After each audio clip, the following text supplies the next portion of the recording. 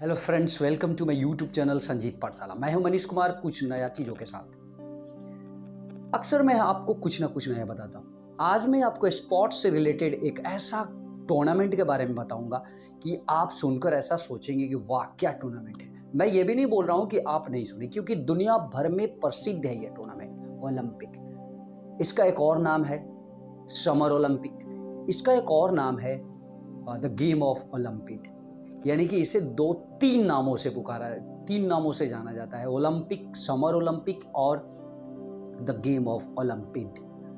मैं आपको बता दूं कि हर स्पोर्ट्स खेलने वाले, जितने स्पोर्ट्स में हैं, जो स्पोर्ट्स खेलते हैं, जो खेलकूद में भाग लेते हैं, जो खेलकूद करते हैं, उनका पेशा, उनका सब कुछ है, उनका जीवन ही खेलकूद है। तो उनका एक ही ख्वाहिश होता है कि काश मैं भी गोल्ड मेडल जीत लेता, यानी ओलंपिक में।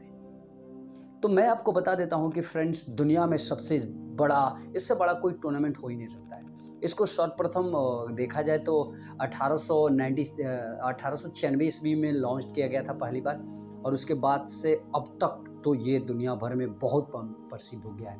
अगर आप इसके बारे में डिटेल्स में पढ़ेंगे तो मैं आपको ये भी बता देता हूँ कि 2021 में जो टोक्यो ओलंपिक हुआ था, इसमें लगभग 206 देश भाग लिए थे।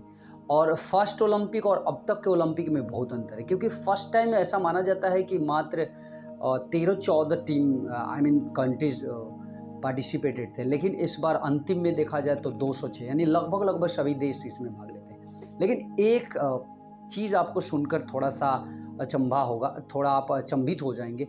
आपको ऐसा लगेगा वाह ये कैसे हो सकता है। वो क्या है, मैं आपको बता दूं कि ओलंपिक में दुनिया के हर गेम को शामिल किया गया है, लेकिन cricket is not added in Olympic.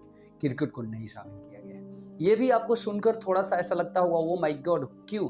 क्योंकि देखिए, ओलंपिक जब सर्वप्रथम शुरू हुआ था उस टाइम जो क्रिकेट था, क्रिकेट को 5 दिवसीय यानी कि 5 दिनों के लिए टेस्ट खेला जाता था क्रिकेट, तो इसलिए शामिल नहीं किया गया था। लेकिन अब तक अगर देखा जाए तो क्रिकेट शामिल हो जाना चाहिए था। अब हम लोग ऐसा सोचेंगे कि हो जाना चाहिए था, लेकिन मैं आपको बता दूं हुआ नहीं है। हाँ, अनुमान ये है कि 24 यानी अगले साल जो ओलंपिक होने वाला है, हो सकता है कि इसमें क्रिकेट शामिल हो जाए। मैं ये भी नहीं बोल सकता हूँ दावे के साथ कि हो जाएगा, लेकिन ऐसा मानना है कि हो सकता है। वो भी होगा तो T20 हो सकता है, वनडे और टेस्ट तो कदापि नहीं, हो ही नहीं सकता है।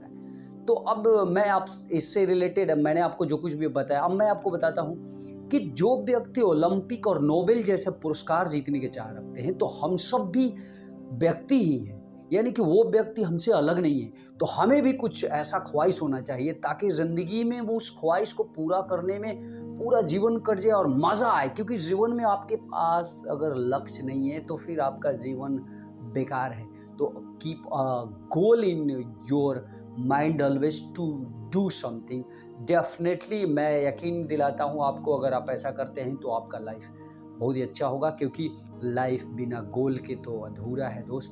क्योंकि दुनिया में जितने भी आइकन पर्सन हैं, सबका यही मानना है। तो मैं यही कहूँगा, मैंने आज जो ओलंपिक के बारे में बताया इसलिए बताया ताकि आपके जहन में ये बात रहे कि दुनिया में ऐसे भी लोग हैं कि इतने बड़े टूर्नामेंट में शामिल होने की ख्वाहिश देखते हैं। तो क्या हम लोग भी ख्वाहिश नहीं रखेंगे?